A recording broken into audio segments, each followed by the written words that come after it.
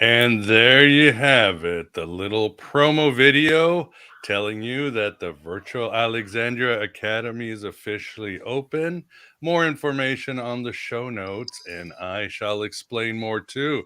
But first of all, welcome everybody to AB Live, episode 101. And this is going to be some 101s tonight. Great to see everybody already going in the chat room.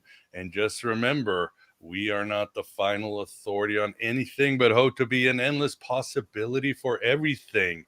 You are the final authority, have always been, and your potential is limitless. If you only understood the power you have within you, then, well, you would still be in a world where men have nipples, but you would be in a state of ecstasy about it. So awesome. So tonight I am very excited. Some of you may have read the title that says Philip K. Dick, Twin Peaks, and Ultraterrestrials and go, what in the Hades? There's no way there's a relation, but there is. And that's just scratching the surface. If I wanted to be honest, it probably would have been a paragraph, a subject line, because we have some researchers and magicians that are doing incredible work, and they really bring it together. So without further ado, I'd like to welcome Bobby. Bobby, how are you? I'm great. How are you doing? I'm doing good. Thanks for coming on. And yes, it says Listening Post Alpha, Kingsport Division.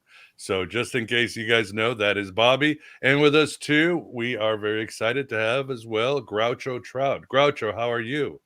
Good and well. Thank you. Representing Listening Post Alpha Louisville Division. Louisville, Kentucky, huh? Oh, yeah. Yes, sir. My wife is very interested in moving there. I don't know why. She likes horses and bourbon, and I told her. There you go. There's got to be more than Good stereotypes. taste. Is it beautiful down there? It can be, yeah. Oh, yeah. Absolutely. Right. something to consider. And with us too, we've got the Moondog Vance, and quite a background. Vance, how you doing? Not too bad for having just come out of the Black Lodge. Wyndham Earl sends his regards. And Bob, of course. Yes. And Bob, of course. One of my longtime teachers, Wyndham Earl. Yes. Not J.R. Bob Dobbs. Bob. Praise Bob, though.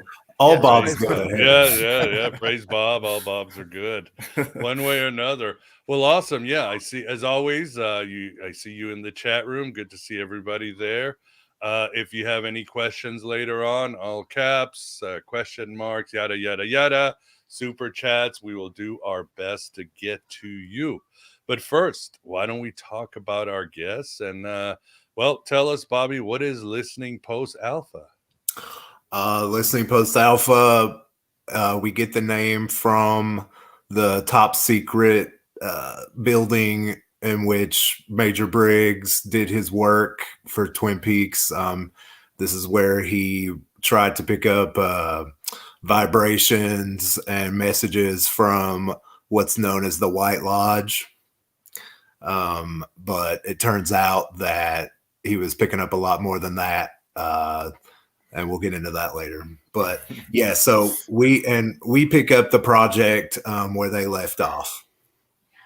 It's classified. And dangerous.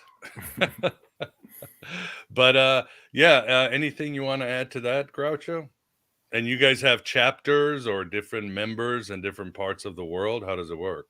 Yeah, we've got a Aberdeen, Scotland division. Can't be with us tonight, unfortunately, but it's reflective of, I think, the greater work that we're doing is creating a network, creating a relay system of communication, with the listening posts. And is your basis, or are you based on any tradition? I mean, is it Thelema, or what's some of your foundations or cornerstones? Say all of the above. Yeah, we are. Yeah, we draw heavily from Thelemic traditions, but we are not popular amongst Thelemites, really. And there's reasons for that. Number one, we're using a heavily contested cipher, also known as the secret cipher of the Ufonauts, or ALW cipher. And it's kind of full. It's kind of its progenitors are sort of very traditional in their approach, and so they're not crazy about our approach or whatever. But we're using it to communicate with ultraterrestrials and the denizens of the White and the Black Lodge. Yeah, I think that's why we all connect. We're like outsiders amongst a group of people that most people consider outsiders to begin with. So I think we have a lot of similar background.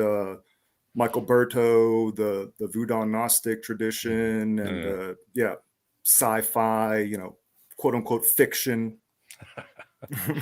And how did you meet, or how did it start? Was there a genesis, or how did it evolve?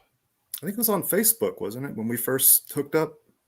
Yeah, we started. I met Groucho. I saw him doing some art on the Typhonian OTO's website, or I guess it's the Kenneth Grant Facebook.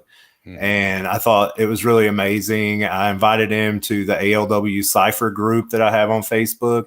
He started posting things. There's only maybe 4 or 5 people that ever post anything on there. And I was really impressed by the content, and some of the connections that he was making seemed to sync up with some of the intel that I was gathering.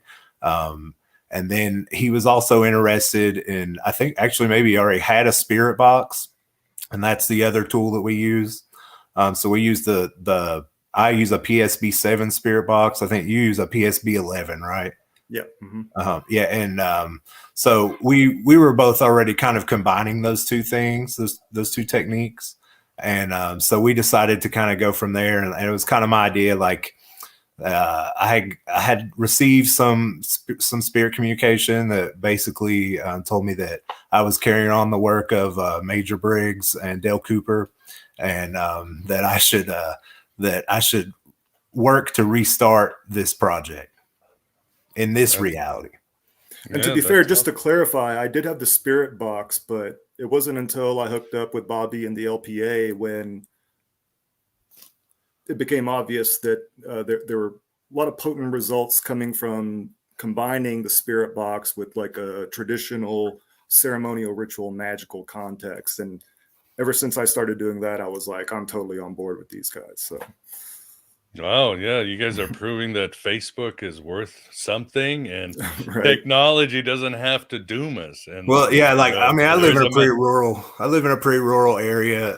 There aren't a lot of like people into any of this stuff out here, so I kind of depend on the internet to really make connections. So yeah, and then of course, again, technology and spirituality when they meet, it's it's a beautiful thing. Yeah, when you first reached out to me, I saw the spirit box, and I had to remember back in 2014, 15, I had a job as a ghost hunter, and we would go to downtown Chicago to the places where all the mobsters were, and awesome. so forth. The accountants, and this was all underground buildings, basements, and Right. we would bring parties and go. Al Capone owned most of these at one point, and we didn't use a spirit box, although one of the ghost hunters would come with a spirit box, and he would kind of do it on the side, and he would show me how it worked. We had to use the rods. That's how we communicated, and some other things. And now Very that I look back, it's probably the best job I've ever had, and I don't think I'll ever have a best job. If somebody made me head of a studio or something great, it wouldn't matter. I think that was the best job ever. But anyway, I'm a believer in this stuff. I've seen those, at scary. midnight at the Yeah. bottom of Al Capone's vault with 20 people freaking out because we're all seeing the same and we're communicating. But tell us a little bit of how you get the spirit box to work and really communicate with the other side, and then maybe tell us for those who might not know, who are these ultra terrestrials. Okay, so my approach is a little different to the spirit box. I mean, I guess by this point there are a few different approaches, but I'm not really trying to talk to spirits, like as in like ghosts or anything like that. Like I'm going more towards like placing myself in sort of the space and time, like a nexus point and the zeitgeist, and trying to draw out certain frequencies from the noise. And I guess my metaphysical assumption that I'm working off of is more of a like from William S. Burroughs and the cut up method, where he says, when you cut into the present, the future leaks through. Mm-hmm. I think that's true. And I've done extensive work with cut ups, since I was like a little boy, essentially. And I've done enough work in that field with just paper text to know that that's true. So I thought, well, that would be really interesting to do with the spirit box. And so I will sit down. Originally, the method was simply sit down, turn the spirit box on, let it scan, and sit and record phrases that I hear that coming out of the spirit box, and then go back and analyze it using the ALW gematria and see if I can pull out messages, esoteric information, and then I went from there. And I had some basic success, and then I moved on to working with spirits from different grimoires. The first one I tried, since the cipher comes from what's called the English Kabbalah tradition. Jake Stratton Kent wrote a book, one of the earliest books about this stuff, called Liber 187, and it's basically a grimoire to work with English Kabbalah and this cipher. And so there's a spirit register of 22 spirits, which he pulls from the third chapter of Liber Alve Legis, which, by the way, I don't know if I mentioned this, but this is also, the cipher comes from a riddle in Liber Alve Legis by Aleister Crowley. So in the third chapter, there's Adorations. There's a chapter called the Adorations, and it's taken from the Stele of Revealing. And a lot of a lot of the Thelemic scholars have kind of had some issues with it. I mean, even though it's like central to being a Thelemite, like you got to have a stele, and you're supposed to set it up in the east and all this kind of stuff to do your ritual workings from. There's still issues about the translation. Why did he do it this way or that way, or why is there this sudden stop in the middle of it? And JSK figures out that there's actually these 22 three-lettered spirit names that go all the way down the register in this one section that end up through the middle of those 3 letters. You have the spirit names of the 4 governors of the stations in Liber Resh, which is like Ahathor, Kefra, Ra, so on. And so I started using that. Nobody's really done. I mean, somebody's done work with it, like Jake Stratton Kent and a few other people in England have done work with it. And so I started doing work with that to see if I could dial into those intelligences and kind of get information through the spirit box that matched up to the character of those spirits. And the way that you verify that is by using the correspondences to the 22 major arcana. And so like I would sit down and I would do a section from Liber Resh. So like if it's noon, I did the section from Liber Resh for noon. And then I would sit down and I would put the spirit box, I would pull the spirit box out, turn it on, put my headphones on, and I would pull out my Book of Thoth tarot, and I would pull a card. And if the card was under that station and associated with a spirit under that station, then I would go to work. I would start listening in. And a lot of times I would get, a lot of information about that spirit or about whatever it was that was kind of on my mind that day. I was shown places to go, like get a job. One time I was unemployed and they showed me very clearly where to go get a job. I mean, stuff, real basic stuff like that. You know what I mean?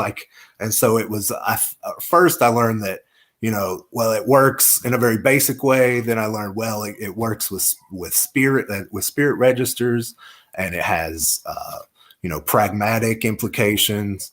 And then I started also just kind of doing the work to kind of build a greater spirit ontology, I guess. And that's kind of what we're working on today is, like identifying certain, the spirits that actually want to talk to us rather than, like going into these different registers or whatever. And it's weird because now what we're getting is like, we'll get directives about you need to work with this system this month and this system this other month and stuff like that, which is pretty fascinating. That's awesome. Yeah. And for the audience, they record this in their book, which I read. So it's all there. All you can verify the systems, the numbers, everything else. And by spirits, you're talking about ultra-terrestrials, are you? Yeah, White Lodge, or I know we use different names for. Yeah, and when I say ultra-terrestrial, I mean maybe other people mean different things, but I mean like earthen spirits that communicate with us on Earth, or anything known as like spirit or other or God or whatever, cryptid, even non-human I put it all there. And that's why I use ultra-terrestrial, is because it's it implies like the plethora of those beings, including ourselves in the future. That is true. That's a good Which point. may be the entire pantheon. Exactly. That remains to be seen. Yeah. Yeah, you sent me your book. Somebody, I saw somebody asking. I think it was Chad. It was real quick, but your book is simply Listening Post Alpha Journal Year 1. Is that the official title? Yes. And this is something people can get. Yeah, it's available on Amazon. Yeah. Yeah, it was Chester. There you go. Hey, Chester. Okay, so there you have it. Available on Amazon. Yeah, there's a pretty good deal on it right now too. Mm-hmm. Good deal. And how does Twin Peaks fall into it? Obviously, I think it's nonfiction, but again, it's to an extent. But how did how did So Twin Peaks fall my into it? my synchromystical relationship with Twin Peaks starts around New Year's Day of 2019. I started watching Twin Peaks real heavy. I started going through season 1 and season 2 around November of 2018. I'd watched like some episodes, and I kind of had a vague idea of Lynch. I thought he was the idea of him was cool, but I hadn't really like given him much attention. And so I got it real hooked on Twin Peaks, and I finished season 1 and season 2, and I started watching I went to watch Firewalk with me, and I was watching it on New Year's Day. Sitting with, I always try to stay active with some art or something, and I had this big pile. I was working on some paintings. I had this big pile of cut up pieces of paper in front of me, which I call that, I respect it as an entity. I call it the haunted and accursed pile. And I was watching the scene with the autopsy scene of Teresa Banks. And Teresa Banks is laying there. She's a corpse, and they're checking out her fingernails, and they find the letter T underneath her fingernail. And that's something, I guess, that Killer Bob, that's his signature, is that he leaves little pieces of paper with a letter of his name, which I guess his full name is Robertson, and he'll leave those underneath all his victims' fingernails.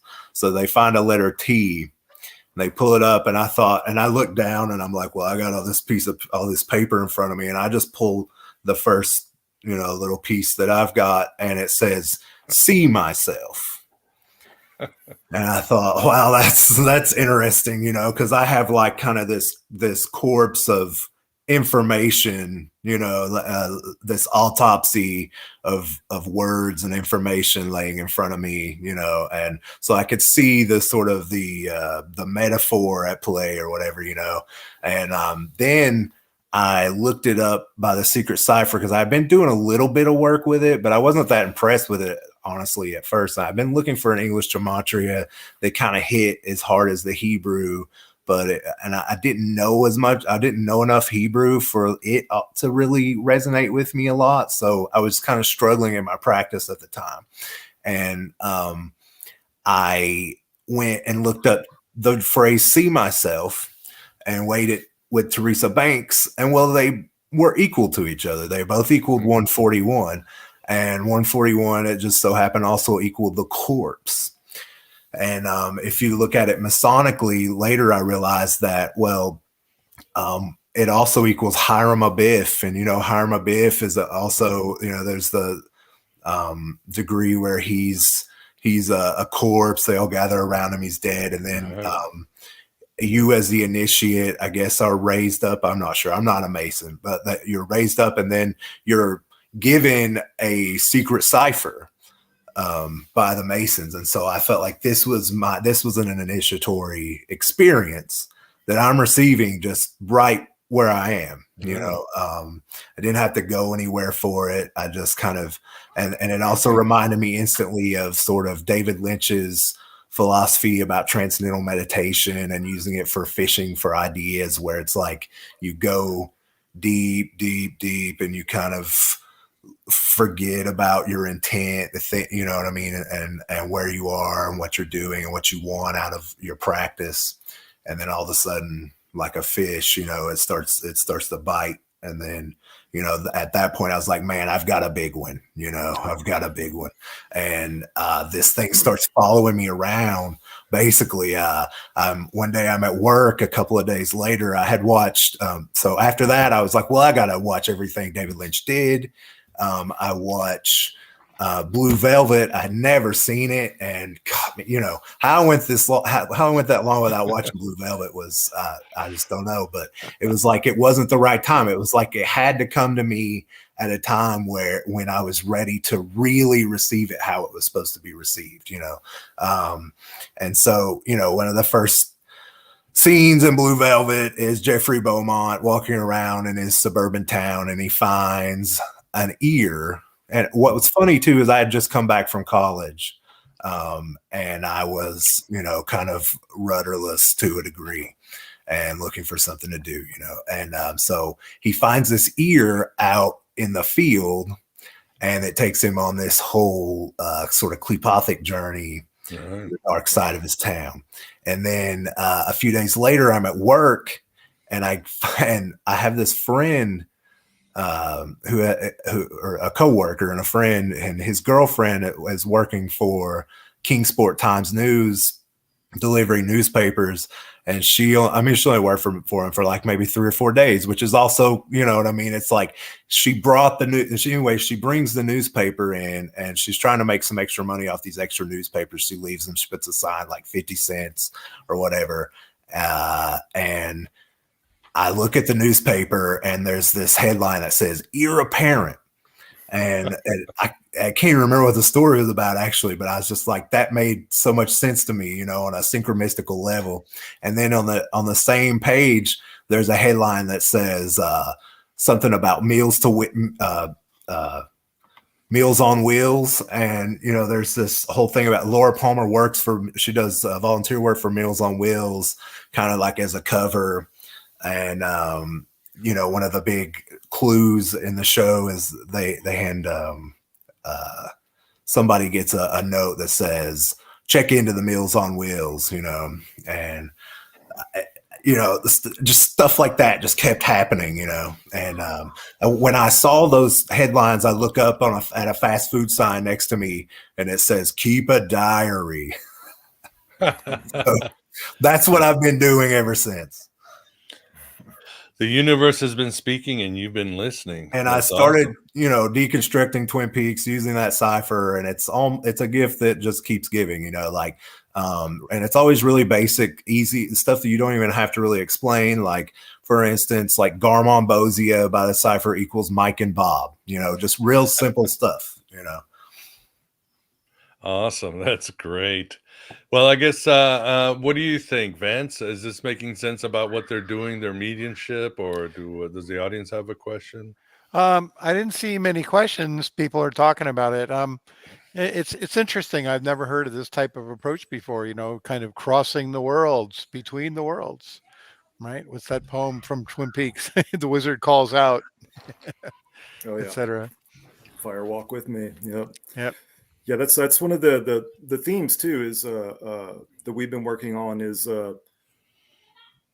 bridging and communicating with these worlds through this technology. But we're both sort of, I think we're all on the same page as far as this like mirror world. This is sort of a broken world, not necessarily in a negative way. It's just the nature of the way it functions. It's like a hall of mirrors.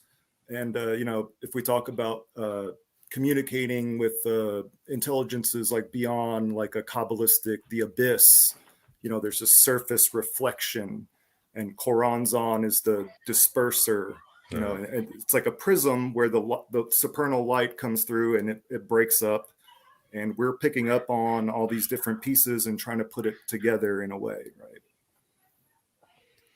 And, of course, there's the famous scene in Twin Peaks season 2 where there's the broken mirror at the very end, and connects to a lot of other themes too. For me personally, with like Alice in Wonderland and the work of Stanley Kubrick, also Eyes Wide Shut, character's name is Alice. There's a lot of mirror imagery. No, that makes sense. I think the I Matrix, saw that. Of course. That was the question I had in the sync as I was looking down. This is the question, pretty much what I was going to ask. How do you know if you're being led by the White Lodge or the Black One? Briggs might have been misled. Well, yeah, I mean, we have evidence that Major Briggs is sort of trapped, he's doing a job for we don't know who. He thinks the White Lodge. He's jumping through portals. He's spreading information to basically anyone that will listen. We see the parable of this and the story of Bill Hastings and Ruth. I'm forgetting her last name. His Montgomery? No. Bill Hastings' librarian girlfriend. Anyways, they're getting information. They're getting tipped off by someone called the Major, and it turns out we find Major Briggs's body in bed with Ruth, and they think, everybody thinks, well, Bill Hastings killed this woman. It turns out, Blue Rose and Gordon Cole know better than that. They take him to the place where Major Briggs had led them the night before her death, which is like, I think it's way far away from where they live, but anyways, that's where Bill Hastings' brain, Ruth Davenport, thank you. Anyways, Bill Hastings goes back to the zone with Project Blue Rose, and they see a lot of woodsmen milling around, and a portal opens up, and this is a place called The Zone. Bill Hastings famously had an internet blog called Search for the Zone. And well, I guess he found it. And when he did, eventually it blew his brains out, Oh, that was a gruesome death. Yeah. And they say, he's dead. but Just a What little the off the hell top, happened? yeah. The thing is like, really, when you start getting into these spirit ontologies and stuff, you really don't know who's guiding you or what, and that's just kind of something you have to accept as an agent of the LPA and you have to be very strong about setting up your own boundaries. So if you're being asked to do something that is not so good or that doesn't feel right, then by all means, please don't. Yeah, I'm and sure even some as of us John Keel said, these ultra-terrestrials have moralities that we might never understand, and they Absolutely. are cosmic shit posters, and we know that could be, that hits like a ton of bricks on the internet in meeting with cosmic powers. So be trolls sometimes, literally. Absolutely, yeah. I definitely get trolled sometimes, I would say I'm sure some of us and a lot of the listeners, viewers might have done psychedelics and looked at your own face in the mirror. If you see a twisted, warped, demonic, evil face, is that coming from within you? Are you projecting that and it's reflecting back, or is that an objective being that's looks like you but is your shadow side, right? An evil is. It's sort of subjective in my opinion. I don't really think of things as good or bad, the black or the white. It's is this going to benefit me and my goals? And my goals I don't think are bad in any sense, because it's expanding the consciousness, your awareness, and that includes all the things that we typically think of as being like bad or negative, right? Yeah, I'm pretty much done with the either or kind of paradigm. Absolutely. So yeah, when that's saying, I talk a lot about that in the journal, that there are these temptations, and they both have their own crusades and their own pitfalls and their own trapdoors. There's I'm going to be the world's savior, or I'm going to be, we see how that usually turns out, or I'm going to be, the B666 or whatever. Like, you really have to avoid and put on the brakes sometimes and really pay attention. I guess that's why it's important to supplement, if you're going to do this kind of work, to supplement with meditation and to spend a lot of grounding is important regardless. Right? Banishment has become very important to me over time. Like, I guess a couple of years ago, I was like, forget all this banishment, and but now it's very important to me again, since I've been really deep into this work. Same here. Because there have been times where I have been like, I don't know, Well, if we're trying to bring something down, an antenna doesn't work if it's not firmly rooted in the ground, right? I mean, it might have a personal, gnosis, transformation internally, but if the goal is to try to spread some of these ideas and these forces in a practical way that other people find useful, you have to be grounded and be able to distribute that in a rational, cogent way. Yeah, absolutely. Good advice. Yeah. And at the end of the day, it really is about consent. At some point, if you let something good or bad come within you, you let it in, and you've got to figure out when was that entry point, what was going on, and you can find a way to exercise it. So it is possible. Which is where the spirit box and using the cipher, I think, comes in handy, right? Yes, That's how you can sort of vet a spirit or an ultra-terrestrial or whatever. You can find all the correspondences and do research and, oh, this guy seems like he might be trying to help me with my current work, right? Right. This guy's an asshole. I want to hear some of the juicy communications you've gotten from the boxes, from the lodges. Did any of them ask you to buy extended car warranty? I don't think sometimes I've ever gotten stuff like that comes through. I mean, you are listening to a radio, so it's like, sometimes like you'll get stuff where it's like above.com, and then something else will something really interesting will come in through that, and it's like it all lines up, as a cogent message or whatever. But I mean, the stuff that's really fresh on my mind right now is the stuff that's not in the journal, but I think probably one of the most mind-blowing experiences was actually Agent 777. That's my partner Leah. Some stuff we weren't expecting, like with the angels the angel paradigm came in real heavy for a while with us, and she's not particularly interested in Christianity or the angelic paradigm or any of the old Goetic stuff. And so she started getting these messages like more from Gabriel. And Gabriel, the name Gabriel came up a couple of times in a couple of messages. And I was reading it. I was going back over it today. And, the first time it comes up, she doesn't even make note of it, and then later I'm like, I think the Gabriel has come up a couple of times now, and then we started looking at it, and also the Michael came up a couple of times in these really like kind of impressive ways. Like it feels like these angelic intelligences are trying to tell us something, which is interesting because this is around the same time when I was sort of deep diving into the Grigori and the fallen angels, right? Yeah. Yes. Yeah. And it all starts and it's like, we start, and it guides our esoteric research, pretty much at all times now.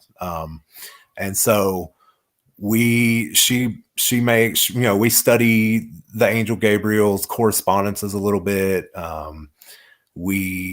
She sets up the magic square for the moon, and we do a couple of things.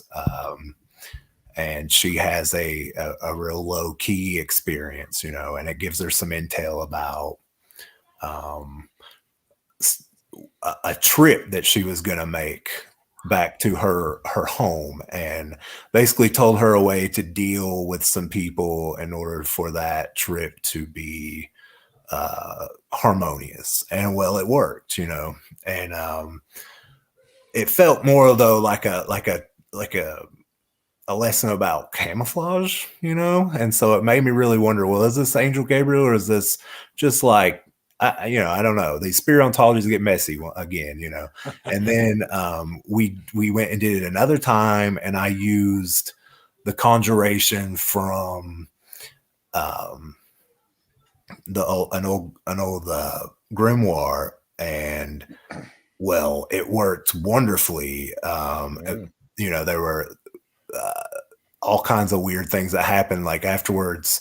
So I asked for a sign that it was actually the angel Gabriel that was talking to us, right? And I kind of was like, it's got to be something that lines up with these correspondences to the spirit. And it was like a list of things. And what happens is about 12 o'clock that night, 2 radio towers go down in the country of Moldova. Oh, wow. And it just so happens that the angel Gabriel is, he's the angel of, first of all, the Russian army, also radio workers, radio towers, and radio, messengers, got the telecommunications, all that kind of stuff. And so those towers went down. They were old Soviet towers, and that's also kind of reminds me of Valis or the Philip K. Dick thing. But and I'd really like to get into that in a second. But no, that was my next question. Yeah. And so these two old Soviet towers go down, and nobody to this day has explained what happened there exactly. The Ukrainians, they blame the Russians blame the Ukrainians, and it was a big deal because the Moldovans thought, great, we're getting sucked into this war, but then it kind of fizzled.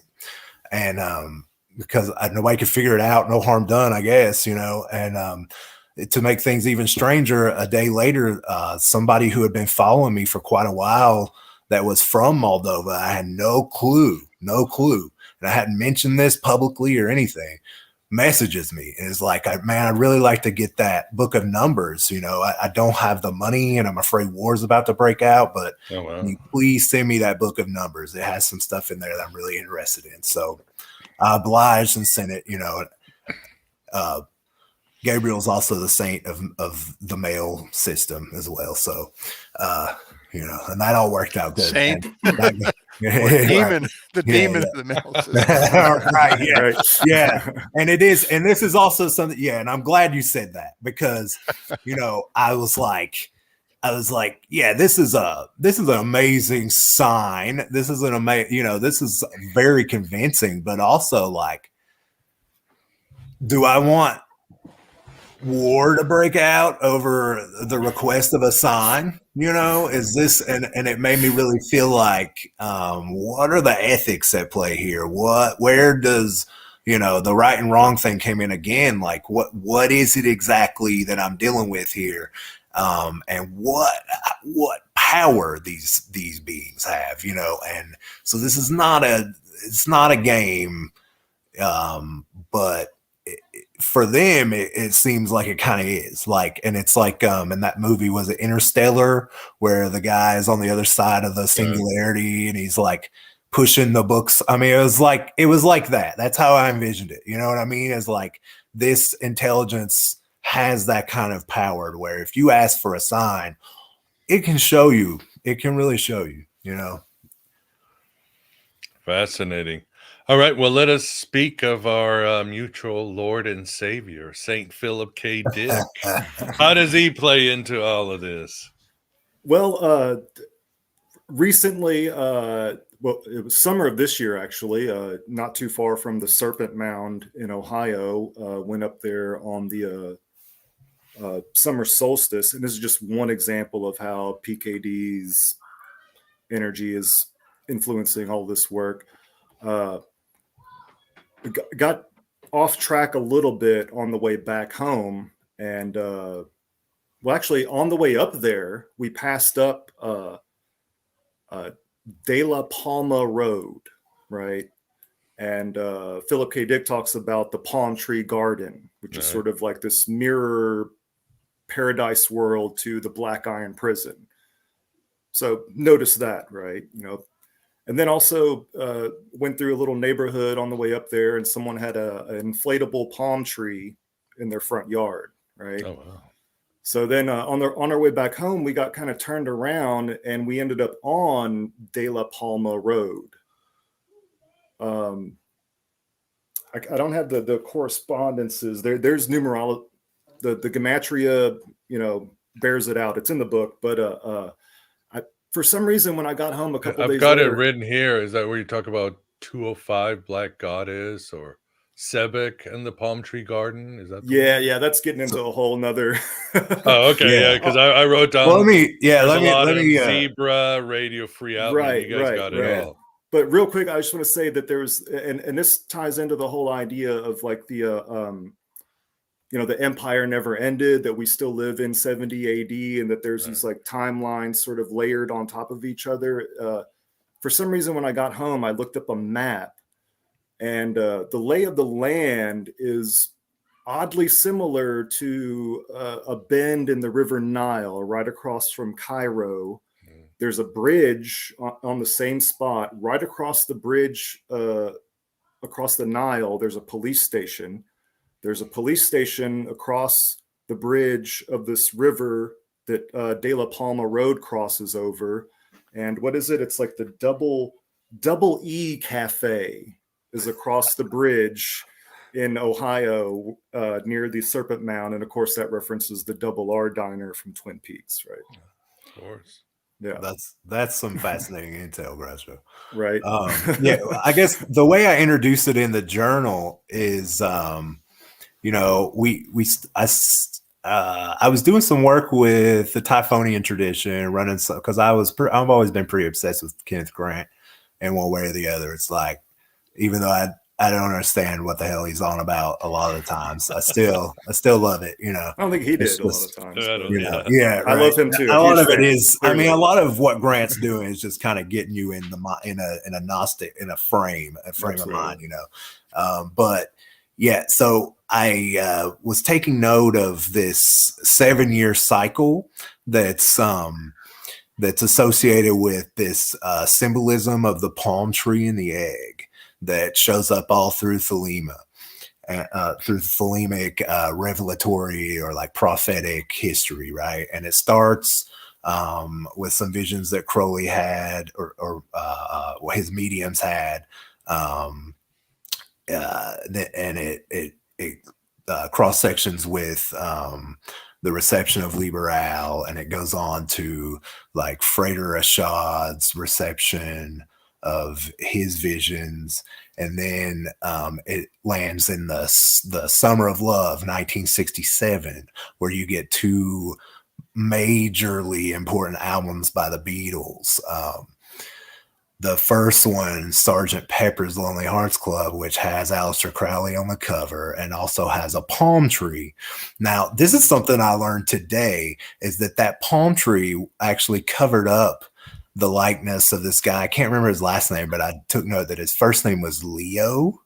And so we know that the star Sirius starts popping out in the morning time during the Sun and Leo season. Yeah, it wasn't Kanye West who was. Could be. He's that important, according to him. Yes, so could have been. Well, it sounds likely, because the guy, they covered him up supposedly because he asked for $400. But you know, you had to be on the cover of a Beatles album with all these other geniuses. You're more immortal than a statue in Rome. If you're, but it's very interesting that they covered him up with the palm tree, because all the symbolism of the palm tree, as it turns out, has a lot to do with I think with the cycle of Sirius. I haven't really put it all together. If you look at our list, I went ahead and laid out all those years and those 7-year cycles, and a lot of them are blank, and it's kind of like a game. Like, if you can fill it out, let us know. We're working on it. But the Summer of Love, the 1967 point was really important. So there's the palm tree covering up Leo, and then where the secret or hidden sun there, and then there's all this like weird backwards speech and backwards music on that album. And then you've got the same year, you've got the Magical Mystery Tour, which has the Eggman Goo Goo Gajoob, and so you have the palm of the egg that year in that 7-year cycle with the Beatles, right? And then what happens 7 years later? Well, that's when PKD has his anamnesis event with the pink light and all that kind of stuff. And he has it while he's listening to Strawberry Fields Forever. Mm-hmm. And I'm kind of working on this theory for the next journal, that there's this practice was associated with Thelema. Leo Gorsa, yes, thank you. Yes. And so I'm working on this idea that so we can trace this thing with this backmasking, and the discourse around backmasking and backwards music and all this stuff. It's kind of tied into a seedy sort of Christian fundamentalism and satanic panic that I really can't get down with. Yeah. But there is something to that, and I don't know if anybody's ever really pointed it out, but The reason that Led Zeppelin and the Beatles kind of got into that stuff to begin with was because it was a practice of the AA, or the Argentum Astrum. It was in a Crowley Class B document called Liber Teixeira, which is Bereshit backwards. The Bereshit is, of course, the first word in the Torah, in the beginning. In the beginning, yeah, in Genesis, and in the beginning, and it's the first exercise in that book is running records back, listening to records backwards, saying words backwards, writing backwards, doing all this kind of stuff, and the idea is that you're training your mind to think backwards, so that you can start analyzing, like, why am I here in this spot, and then working backwards. It's a thing that, like, Robert Anton Wilson was pretty famous for doing, like in his speeches and his presentations and his books and stuff. And anyways, this is also connected to the Abyss or the Black Lodge. And that's something else that's important to remember when you're dealing with the Twin Peaks conception of the White and Black Lodge, is that the Black Lodge is not necessarily an evil place. It's a dangerous place. It's not. It's a place of spiritual purification, so that you can enter into communion with the White Lodge. So when you the grade that you're working with in the AA here is the Adeptus Exemptus, and that grade is the grade that you take once you do the Oath of the Abyss and you enter into your work in the Abyss with Kronzon. The Mob Zone, the Purple Sea.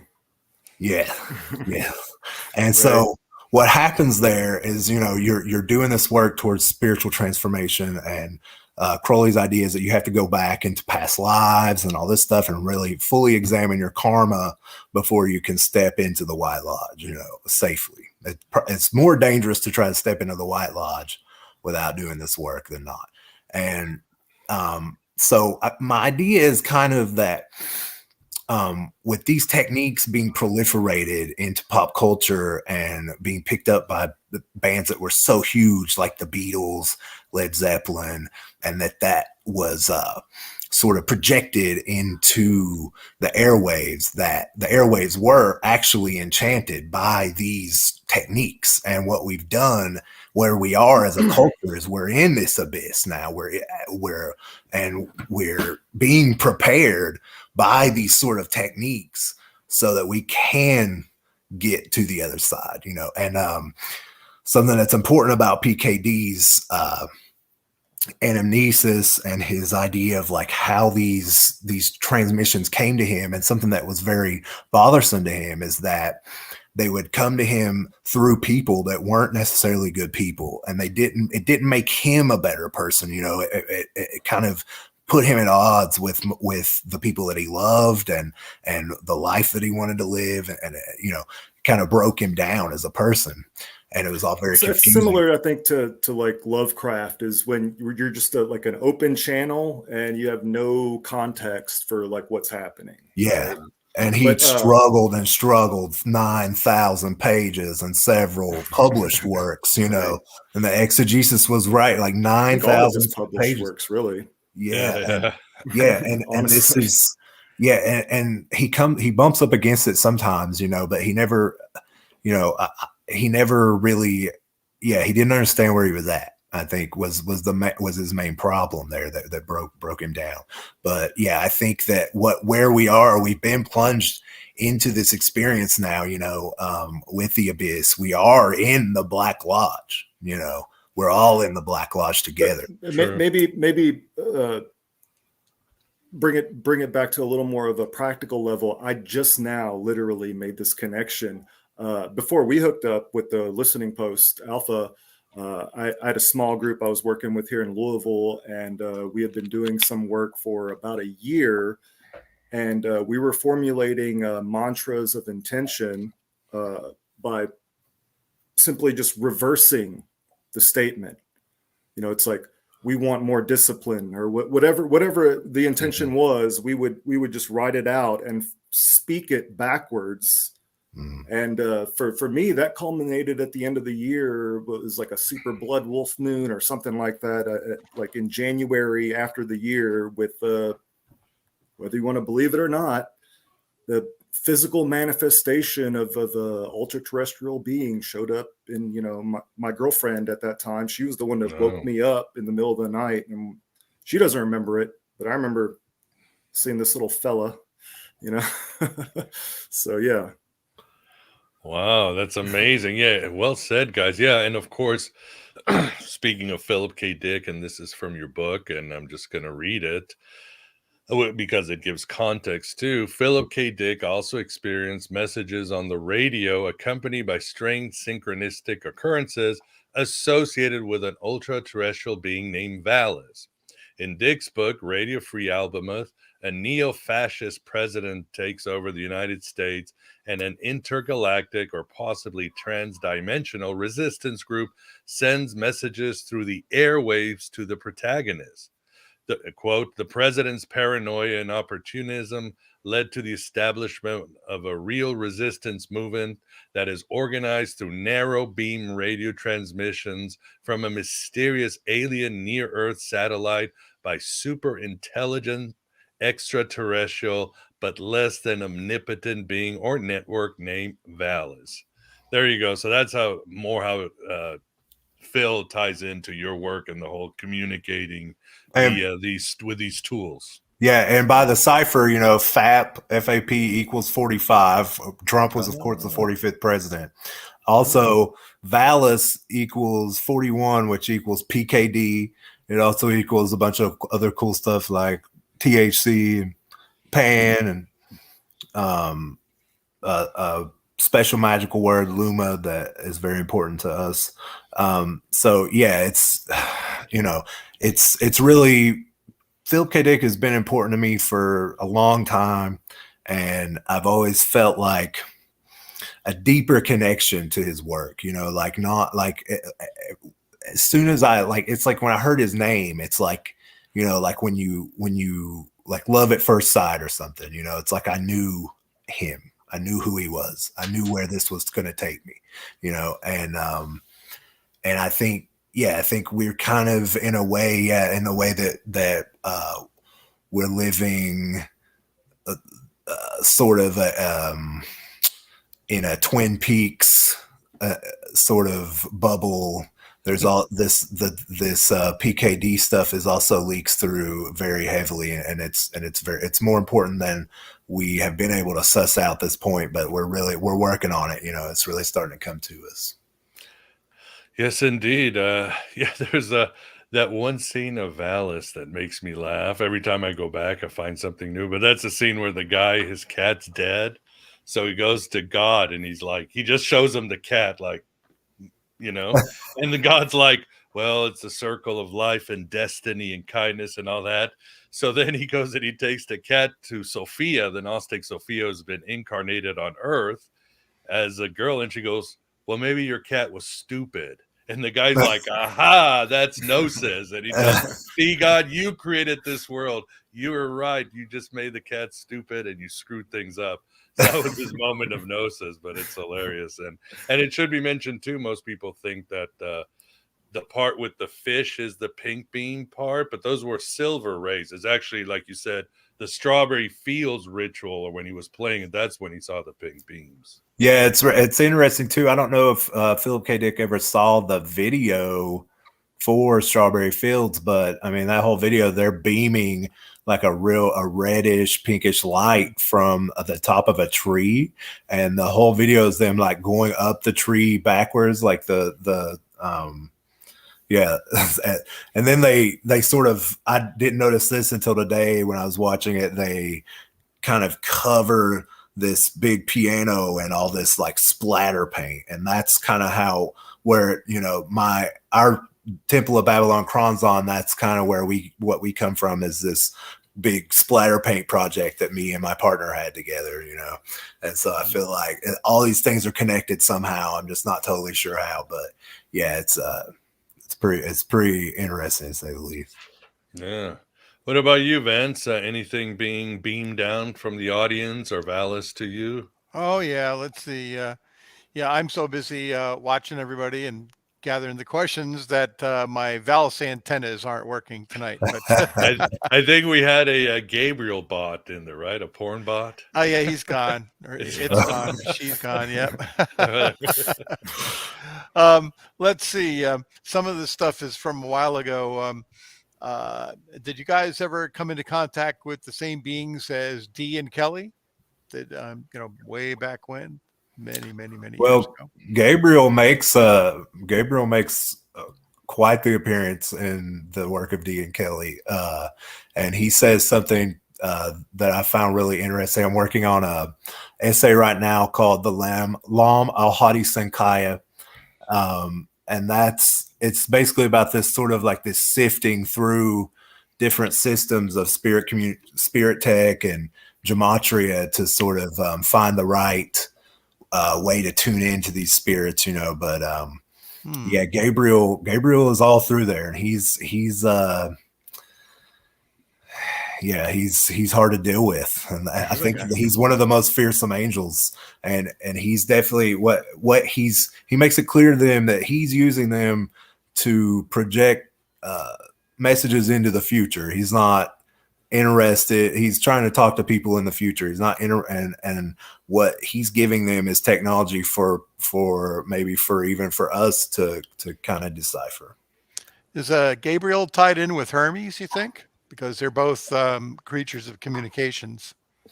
Yeah, they're I mean, I don't know. I don't know how that. God no. The spirit ontologies can get really, some people, I'm sure somebody could like tie all that up, maybe in one way or the other. I would say that they're only tangentially related in that way. The way that they communicate dramatically different in my experience. Yeah. Okay. It's like the difference between, I don't know, like what's the most, like a video conference and talking between like, a cup and a string. That's not the best metaphor, well, it's like, there's communication going on. Well, it's like Hermes. Yeah. It's like it's like Gabriel would have to log into the tech of Hermes, to speak. Oh, he's a user. Yeah. He would have, Hermes has the communicative software available, and like Gabriel is trying to trying to use it. If you're in the Christian mythology, the closest would have to be Jesus, really, when it comes down to that's how high you have to go, and intricate and sophisticated, and the idea of a logos. We're not talking a messenger, we're talking the logos. In my experience, that the angels can be like maybe more ruthless in a way. They're very harsh. Yeah. You didn't dot this I. Sorry. Yeah. I'm gonna dismiss the entire thing now, They're for like Terry they're Gilliam's angel Brazil retentive or something. Yeah, really. Angel retentive. It's true, I think. My experience anyway. Yeah, that was from Grandpa. He wanted to know that. He also wanted to know if you guys ever got a hold of Ra from the Law of One, or you have any experiences from Ra from the Law of Ones. Don't know anything about that. Okay. No. I have read the first two books. It is something that I'm interested in, that I've wanted to try to appropriate some of that tech with the bowl and the candles around the head or whatnot, because I do feel like at least for me, I come maybe more. I've had alien abduction experiences, so a lot of my background comes more from working with these ultra-terrestrials in the more traditional term, maybe. So that is something I'm interested in, though, but have not dove into that yet. Cool. That brings another question up from Dargo Janus, who's out there in the audience, or was, wants to know if anyone had any experiences with the ultra-terrestrials in connection with orange orbs. Or any other kind of orb. I haven't. Yes, Okay. me, but again, it's one of those things. The whole family, when I was growing up in childhood, had all kinds of strange experiences. You could say it was a haunted house. I don't know. We lived on on a hill with in a granite house next to a stream. Everybody saw all kinds of things. You know, when we were younger, my sister and I would see these. They weren't like glowing bright, but they were orange orbs that would come in through the window and kind of just chill in the corner of the room. And I would ask my sister, I was like, "Do you see that?" And she's like, "Yeah, I see that." And you know, later on when we talked as we got older, it was like, yeah, you know, there was this gray with his face pressed up against the glass one night, and you know, I felt something like touching my back, and I thought it was you trying to prank me in the middle of the night and whatnot, you know. So yeah, yes, I've seen plenty of when I was ghost hunting, we'd see them all the time. Take pictures and everything else, especially when, you know, we had all these tools to see when the spirits were coming through, temperature, electromagnetics in the air, and all this stuff. But orbs was a big giveaway. So. mm-hmm. Yeah, I think they're real ones. Some of the orbs, you got to watch out. Some dust particles can be reflective into infrared cameras and can make kind of phony orbs. Yeah. But I've seen footage of orbs that wasn't explainable by that. You know, orbs that move in, you know, non-smooth ways, you know, make corner turns and things like that. Mm-hmm. Now, here's a technical question, maybe a little bit off topic. Well, it's on topic of Twin Peaks, but who knows if anybody how the atom bomb footage was made in Twin Peaks Return, Magic. you know, part 8. Movie magic. I think David Lynch dropped a nuclear bomb in the desert. They filmed Bob actually coming out. Yeah, exactly. I mean, and speaking of those orange orbs, you know, Laura Palmer is an orange orb. Oh yeah, that's right. Yeah, she's projected through. Yeah. Pretty interesting. I haven't thought about that.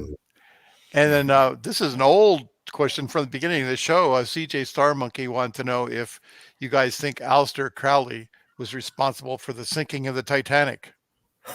Where did that come from? I don't know, but I love it already. I love it already. I'll check it out by the cipher, and you know, let us know. Well, what reasons would I mean, there are conspiracies about all these bankers and people. Is there like a date maybe? Killed him off, and I've never looked into it. I've never looked into the Titanic at all. Like as a Crowley, as a point of, Well, it was predicted in what's his name? Morgan Stevenson predicted in his story. I forget the name of it. Right. The futility, where you predict it was the same boats, the same crash, the same location.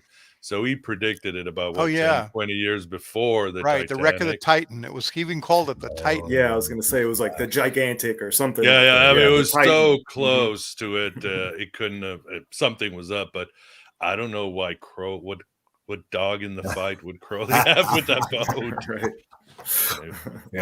What was that organization that he used to be in that he left to the AA or the Golden Dawn? Golden Dawn. Thank you. Mm-hmm. Yeah, maybe somebody from the Golden Dawn was on there. He thought Yates was on it. Yeah, right. Possibility. Mathers probably. Like, I'll show you, you bastards. Yeah. Or John Jacob Astor wouldn't give him a loan or something.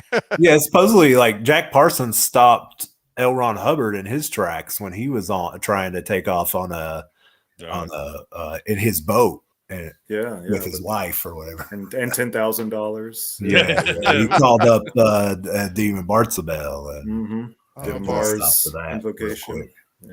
Supposedly. No, that's a great conspiracy. I can't wait. Yes, I think when we talk to Tobias Churton in about a month or so, Vance will have to ask him. Oh, yeah.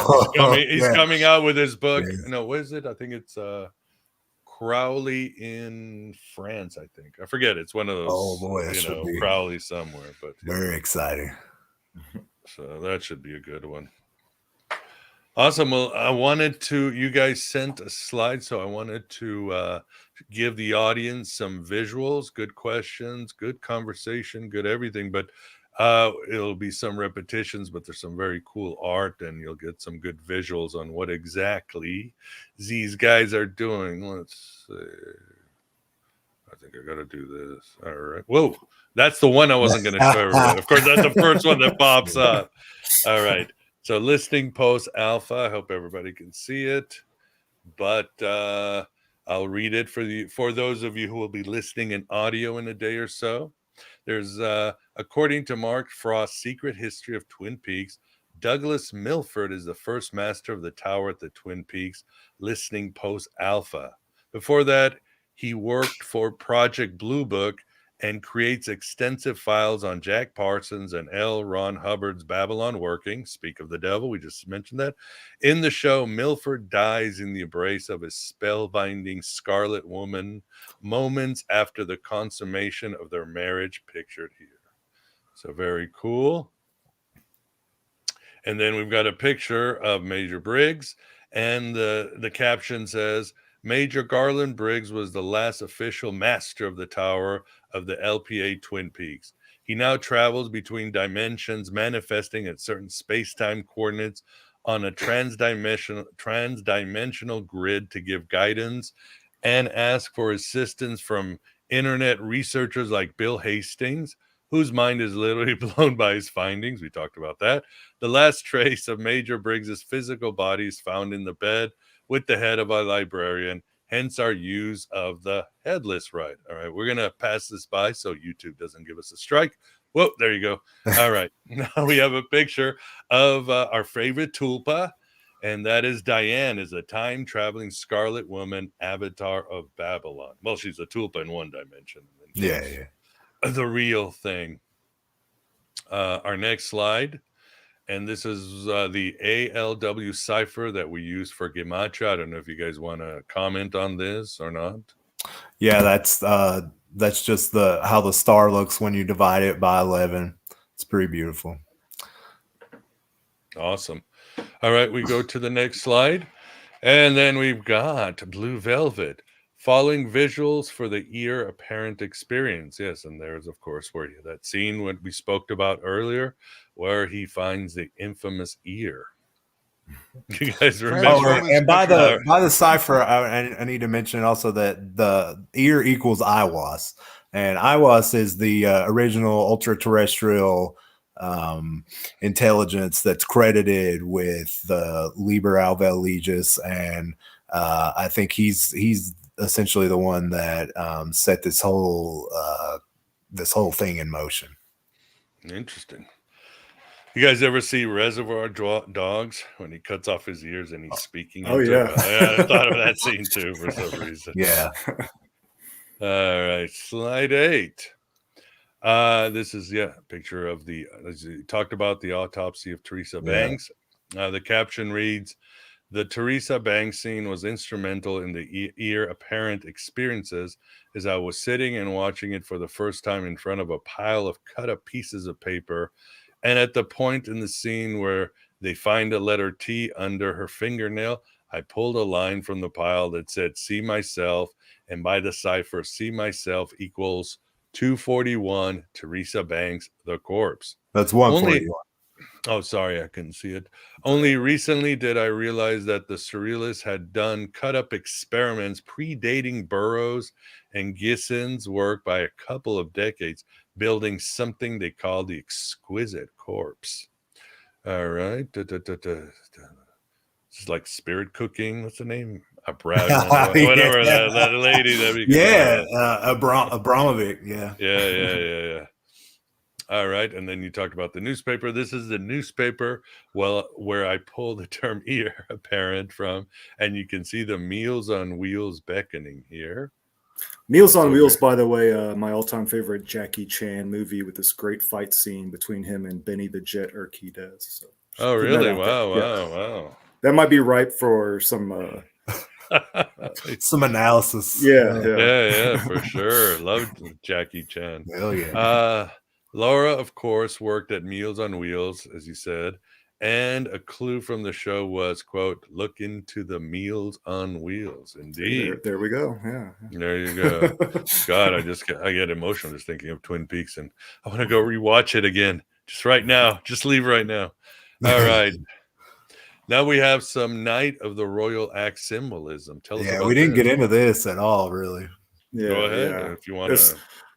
I stumbled upon this when I first read about the Lam Michael Staley's meditation that he talked about, and I did the exercise, the meditation, and I, opened my eyes, as it were. I had this vision of being on top of a snowy mountain, and I look over, and there's this like lumberjack guy. I'm like, this is Paul Bunyan. And then I realized that I'm Babe the Blue Ox, right? And then I kind of snapped out of it. And yeah, long story short, there's a connection between that vision and the 22nd degree, which is all about Knight of the Royal Axe. It's about the tribe of Dan, the 12th tribe. They were the ones that constructed the Ark of the Covenant, the brazen serpent, and helped design and build the Temple of Solomon. It's a 22nd degree ritual in the Freemasonry, and they still tend to wear Paul Bunyan-esque lumberjack-like regalia during the initiation ritual, which of course connects back to Twin Peaks and the woodsman, right? Yeah, and we've had all kinds I of could go weird on and on about this. We've had all kinds of weird synchromystical experiences with that. The tribe of Dan was famous for being able to create the color purple, which is known as a royal color or a magical color. What do they use, bugs or something? I don't know, something very. Do you know I'm not about sure exactly I what don't they know what use. they use, but No, I know no. it was a very rare color. When I was compiling the journal, I was pretty much done editing. I was waiting on a final essay from Groucho, and he sent it to me late night one night, and then I wake up the next morning, and the factory, which is basically next door to me, has this power meltdown, and it kind of like explodes the color purple out of. So I wake up and there's purple everywhere, right in the sky, and I go to read his journal entry, and the first paragraph is about the tribe of Dan and their ability to manifest purple. And I think that's the one tribe they say came from Greece. So it wasn't 100% Hebrew. So that's one of the theories out there. Yeah, there's a lot of different theories about where they came from and what they mingled with foreign gods. Yeah, they weren't. Yeah. They're kind of the weirdos. It always happens, yeah. But also the warriors too, Yeah. Awesome. Let's see, and then we have a picture of that's the sun and that's crown. That's the 22 degree moon halo, and that's important to the Royal Axe Gnosis because I had this weird vision of a word Aylin, Aylin. I think it's an Arabic word. It's actually supposed to be. I know a little bit of Arabic. It's I think it's supposed to be pronounced Ajlin. It means one of the moon, or born of the moon, but it also is a word for the 22 degree moon halo, which manifests often like when snowstorms are about to happen or whatnot. But the 22nd degree is the Knight of the Royal Axe, and by the cipher, Aylin equals Labrise, which is the double-headed axe. It also equals the name Ptah, like the god Ptah, Ptah. I don't know if I'm saying it right. I'm an old hillbilly, And then also by the cipher, it equals Apis, like the Apis bull of Ptah. They used to use the Apis for oracles in the temple of Ptah. And also equals Pharaoh, who was seen as the manifestation of Ptah. And it also equals Magus, and by the cipher, or I'm sorry, by the system of AA, the Magus degree is conferred upon someone who receives a word that confers a lot of esoteric information, and that opens up a law for a new aeon. I'm not saying that I'm the Magus necessarily or whatever. I would like to separate myself from any of the kind of egoic trash that goes with that, but I feel like this was an important word that I received, and because it carried all this esoteric intel that I had no idea about beforehand. It also equals path. We were getting all this intel about a new path and all this kind of stuff before that, but I will also we're say all that potentially the magician, the magus, right? I mean, we go through the right. aeonic progression internally, individually on our own. I think that's what and see, that's why I'm kind of, I'm not crazy about these orders like the AA and the OTO, not that they're all like a monolith, and that's not an insult to anyone, but it's, it seems like an attempt at putting a spell on esotericism and experience and revelation, divine revelation, so as to always have to go back to, well, Aleister Crowley, his word was Thelema, and how does this weigh against that or whatever, and it really doesn't matter. But you pronounce a new aeon, so and also by the cipher aeon of Aeonopata equals my magical name, Bob Ryanana. It also equals Paul Bunyan, which ties back to Groucho's experience with Paul Bunyan, and he was the ox, right? And ox equals LPA. And if I'm the magus, then Groucho would be the master of the temple, and he's kind of laying the groundwork by which we manifested this word, because I didn't know anything about this 22nd degree or any of this kind of stuff, but that's all in the clouds, I guess. Make what you want to make out of it. At that point. Yeah. But it's led to this amazing bunch of intel, the things that we didn't know about, which also weaves back through Philip K. Dick. I'd forgotten today. You mentioned Philip K. Dick in the description, so I was going back and looking through everything, and this leads us back to I read this short story. I can't remember what the synchronicity was exactly, but I got led back to a certain short story by Philip K. Dick, and the name of the story is escaping me right now, but it's essentially these time travelers come back to the past to find people who they think are precogs, and they're just science fiction authors. And so it's like he comes to a party, these guys come to a party with like PKD and all of his science fiction people, and one of them is Margaret St. Clair.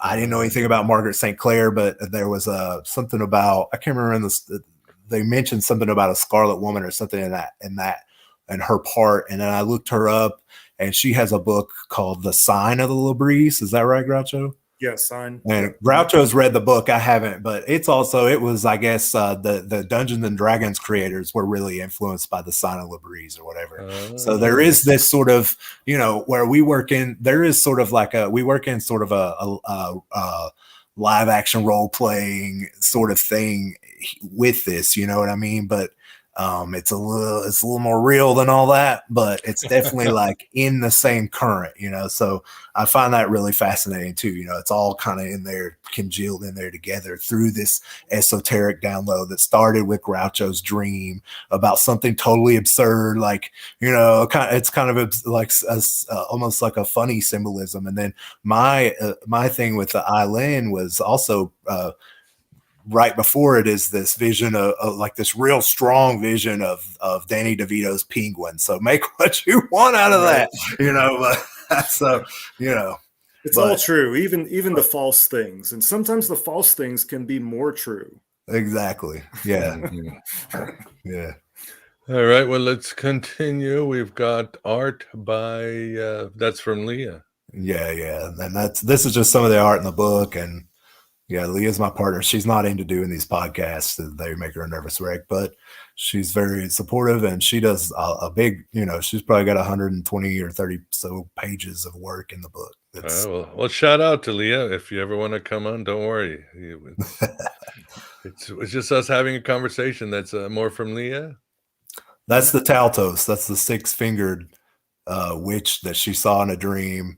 Wow. There was she gained some intel through a working about the Taltos, and she started looking into it. And the only scholar out there writing anything about it ended up working at the university right down the road. Wow! What a sync! Yeah. And then this is it's just some some art, some vision that she had. I'm not sure. Some beautiful work. Awesome. Yeah, it is beautiful. Okay, this is from Groucho. Yeah. That was from an old lucid dream out of body experience I had. Speaking of like a weird party, that was a out of body experience with a bunch of half underground dome place, and there was like astronauts. I was working with a friend, Apache shaman at the time, and I think I was a lot of his influence because he was really into like a wolf totem or spirit animal. And before I saw this image, I was running with a bunch of wolves, and I kind of like morphed into a wolf. Running down the hill, coming out of the window of the house I was staying at. I was probably like, very cool, 20s, early 20s. And when I saw this, I instantly was like, "Oh, this is a vision I had in a dream." Really? So that's why I included it. Wow, fascinating. What do we have here? Sort of a dragon. Yeah, that's one of my like Typhonian kind of influence. I don't know. I've always kind of leaned towards like darker imagery. I don't think of myself as an evil person. I think there's a difference between dark and negative. It's a beautiful representation of like the Ophidian current. Yeah, there's the egg and the snake, and also there's like the new moon. I've been doing like a new moon rites every month, so that's a big part of that, like utilizing the new moon and the night side current that Kenneth Grant talks about to kind of open up a portal to communicate with these ultra-terrestrial intelligences. Okay, and this is NZ, and this is the symbol of you guys, or that's just that. Yeah, that was drawn by Groucho. I just included it in his like. His package, Okay. Yeah. Awesome. Well, very cool to share. Well, we are getting towards the end. Vance, any last questions from you or the people in the chat room? Yeah, Chester, and I'm sure many other people want to know if there's how you can find your guys' activities on the net. Aside from the book. And I mean, what we're doing, we keep it pretty secret until we put the book out. Yeah, just look out for the book every year. That's or you can contact us if you're interested in doing the work. Contact me. I'll walk you through it. Anybody that picks up the technique, reads the book, picks up the technique, produces reports, I will gladly publish them. I'm going to be doing this every year around October. Yeah, but other than that, it's secret until it's out. Now, the best way to kind of get an idea where we're at and stuff is to check out the ALW Cipher group on Facebook. It's a private group as well, but you can, I think you can request to join publicly. I'm not sure, but just come find me on Facebook, basically, or Groucho Trout or Bobby Hale on Facebook. Yep. Okay. How do you spell your last name? Trout is not easy to forget. So. Right. Bobby Hale, BOBBYHALE. Okay, good. And Oswald Spengler wanted to know if you guys have any comment on the Aeon of Horus or the Eye of Horus. Yeah, I mean, I think I was sort of alluding to it earlier in a couple comments. I think they're all sort of layered on top of each other, and they exist simultaneously, but our experience of the aeons depends on where our focus is and what we're looking for.